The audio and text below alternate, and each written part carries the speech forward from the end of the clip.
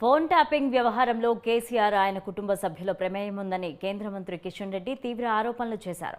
పోలీసుల విచారణలో ప్రముఖుల ఫోన్లు ట్యాప్ చేశారనే విషయం తేలిందని పేర్కొన్నారు. దేశ భద్రతకు భంగం కలిగించేలా ఫోన్ ట్యాపింగ్ వ్యవహారం ఉందని కిషన్ రెడ్డి మండిపడ్డారు. రాజకీయాలకు సంబంధం లేని వారి ఫోన్లు కూడా ట్యాప్ చేశారు అని అన్నారు.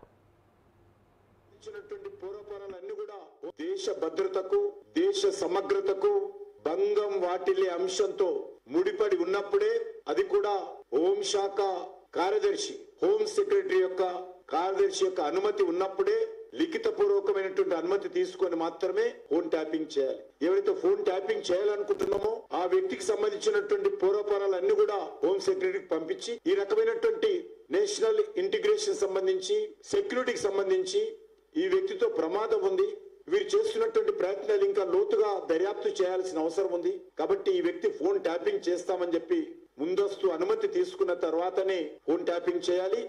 ఆ తర్వాత హోం సెక్రటరీ మళ్ళీ ఏమి తెలుసుకున్నారో ఫోన్ ట్యాపింగ్ ద్వారా ఆ వివరాలన్నీ లిఖితపూర్వకంగా హోం సెక్రటరీకి సమర్పించాలి.